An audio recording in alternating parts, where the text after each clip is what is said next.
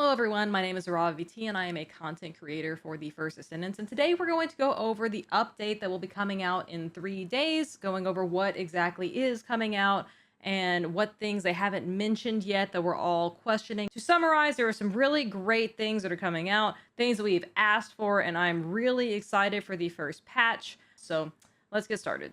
The first and most exciting thing for most people is going to be the fact that the new Descendant, Haley Scott, is going to become available. She is a cryo-based sniper Descendant, and she's got a lot of cool moves. It seems like she's got a auto-targeting system that destroys a bunch of enemies. She has a freezing beam of damage with a really long cast time that does damage in a cone in front of her. She has a reverse Viesa ability where she starts off faster, gets slower, but does more damage as she runs. And then she has her, naturally, the coolest looking thing is her ultimate sniper, which looks to do a ton of damage from what we've seen in some of the playtesting videos. So that's super exciting. We don't know, we know she's going to be cryo. We don't know yet what her substats are going to be, at least to my knowledge. So if anyone does know what she's going to be for her substats, please let me know so I can start grinding my reactor. This new update's also going to introduce the season progression pathway. So this is going to improve your Descendants' abilities through these missions that are going to be held in dungeons and in the hard mode overworld. So you'll be able to increase their base stats, resistances, recovery statuses, receive defense buffs, and invasion dungeon augments. So once again, they haven't released a full set of what all this is going to look like. They've given us some teasers, but there is going to be the season progression, which will last only through this season. And how you're going to progress with this, once again, I did mention the new invasion dungeons. So these will be 2 dungeons that will appear on the map. You can do both dungeons twice daily. This does seem to be a single player solo challenge, which I find very strange based on how the rest of their content is. I had to have 4 people to do a hard mode boss, but I can go do this solo. I'm not particularly a fan of the solo aspect of this. However, once again, we'll see how they run and see how they play, but this I'm kind of skeptical on. The reason I like this game is I like to play with my friends. Having dailies that are specifically solo is not something I personally am really excited about, but this appears to be how you would progress on the seasonal pathway. In addition to the seasonal gimmick, we also have the new seasonal battle pass. So that will release Xavier, which is the new assault rifle ultimate weapon, and it will also give you access to the seasonal battle pass, all the cosmetics that will be involved, and I'm sure the new battle shop. So once again, guys, on the current battle pass, you have 3 days. You need to make sure that you have completed all your challenges. Go to the seasonal battle pass shop. Make sure you've purchased all those coins that you've done with your weekly challenges. And don't forget to spend your pink coins. The pink ones go away. Do we know if the battle supply ones go away? They haven't mentioned that, but the pink ones will not be carrying over. So make sure you spend those. I know that this has a lot more information on it than we're currently going over in this part, but that is because they've split this into 2 separate sections, and we're specifically going over what will be released in 3 days. That being said, I wish that the entire patch was going to be in 3 days, but they split it up. And so we will not be getting the new intercept battle of the Deathstalker. We will not be getting the Frost Watcher weapon. We will not be getting Ultimate Freyna, and we will not be getting Ultimate Freyna's skins. Modules for Haley. This is the one that I have a question on. They said that her modules are not coming, but she is coming. So does that mean we get 2 modules on Haley and 2 more coming later? Or is she just not going to have any modules to begin with? So this concerns me, but we'll have to wait and see on the patch in the day of to see whether how this is going to pan out. We're not getting the new ultimate weapon for Haley. We're not getting the highest level difficulty infiltration operations. And we are not getting the selling vendor until the next patch. But that's okay. There are some great quality of life things that we've been wanting for the game, and they have listened to us in a lot of aspects. So we're going to go over the basic quality of life updates, and then we're going to go over what we were kind of missing and what we really need to hear from them on what's going to be fixed. So the Void Fragment and Fusion Operation loop improvements. This means, guys, we are going to be able to do the fusion reactors and the Void Fragments much easier. You can activate the Void Fusion reactors without needing the materials. And when you open the box is when your materials are used. So now if you want to help your friends defeat the reactor bosses, you can. And you don't have to spend your materials if you don't have the Amorphous. That is a big W. We've needed this since the beginning. Thank you, Nexon. They've also made it to where the void fragments, when you destroy them, they will give you enough material to open the fusion reactor once instead of needing to farm it twice. And they've also simplified the materials needed for the fusion reactors. Huge W. This will improve the grinding for the Descendant materials much easier. Thank you.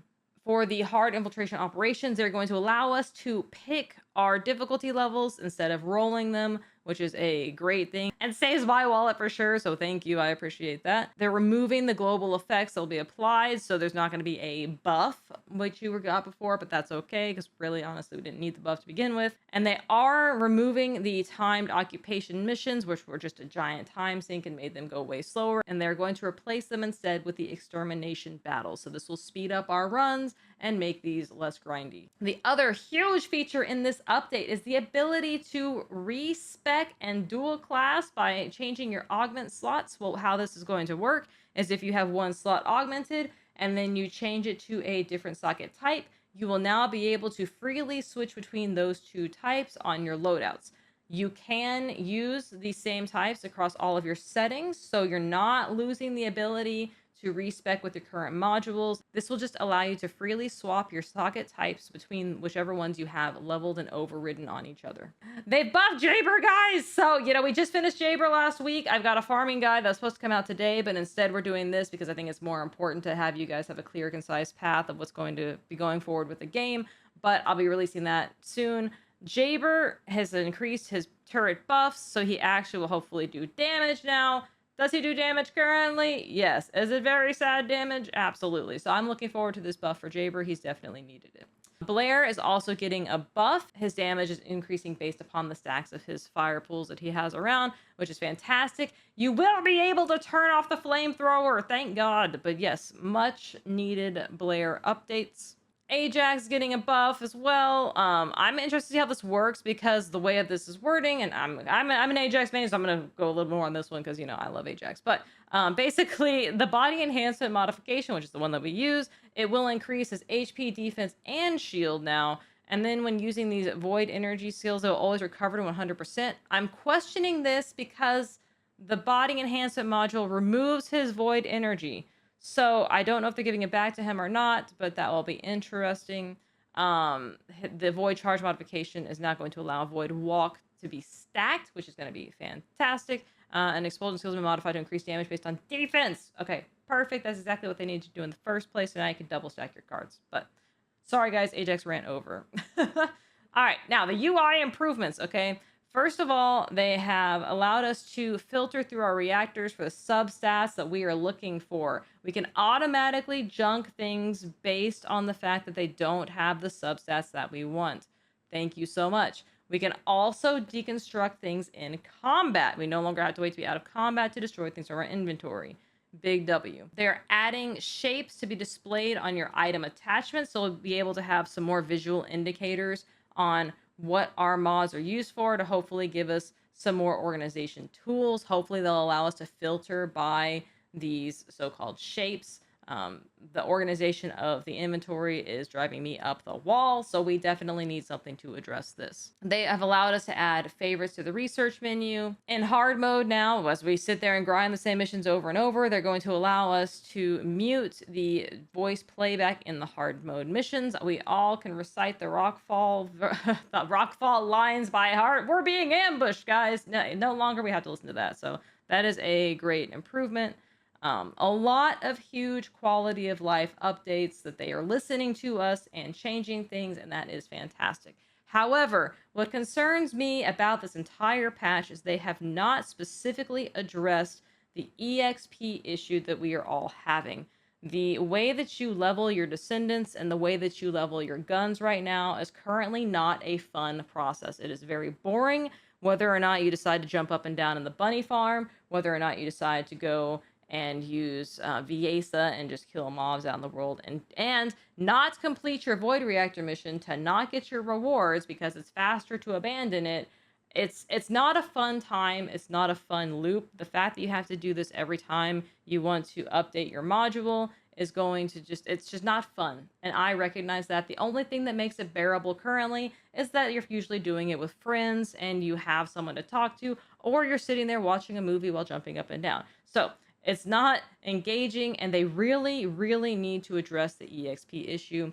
I have some ideas on that. I think that they could just simply up the EXP in the hard mode dungeons. We can all agree we would much rather be running dungeons for EXP to get the amorphous materials to open that we would like than be sitting out in the field jumping up and down.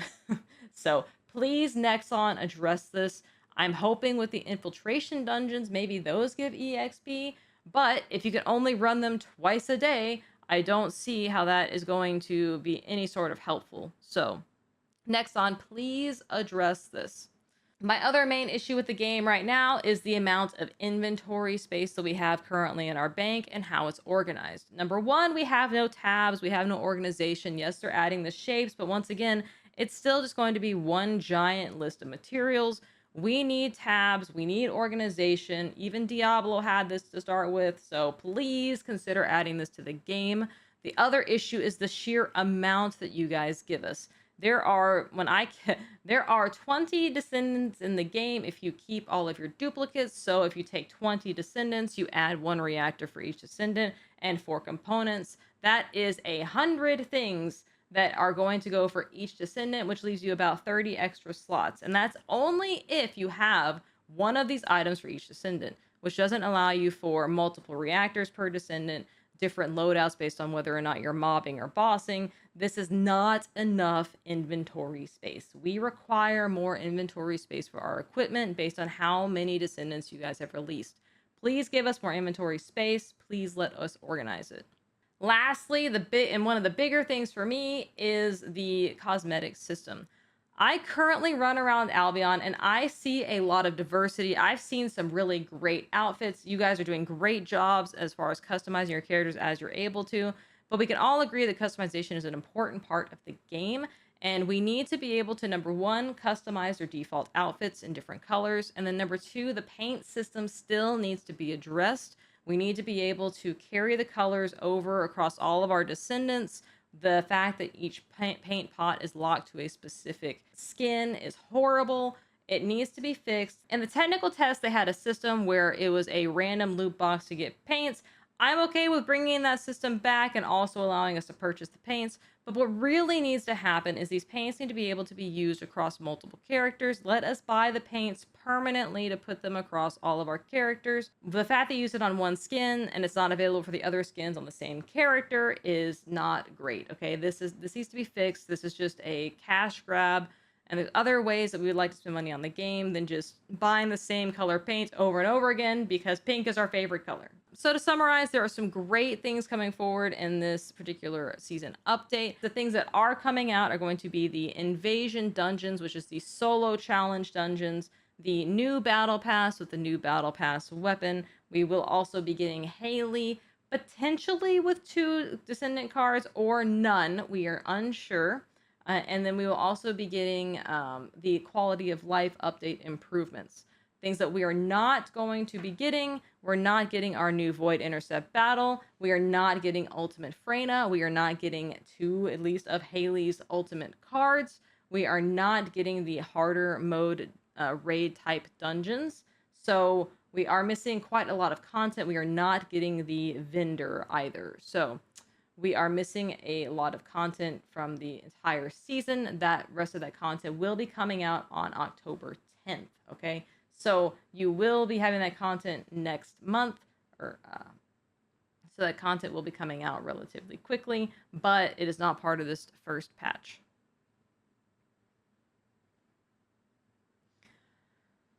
Please share your thoughts and comments with the update below. I'm looking forward to it. I'm interested to see what they've added for the Invasion Dungeons. I am afraid that this content is not going to be as much as we wanted it to be.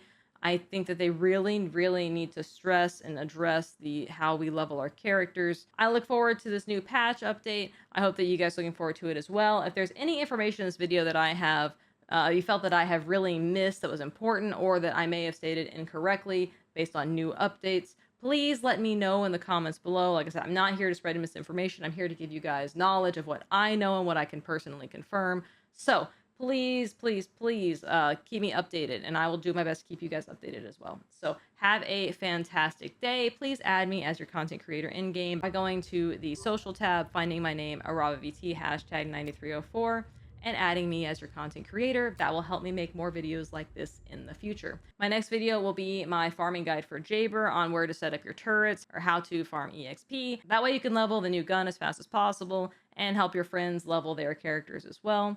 So look forward to it. I hope that you guys have a fantastic day. Enjoy the patch, and I will see you later.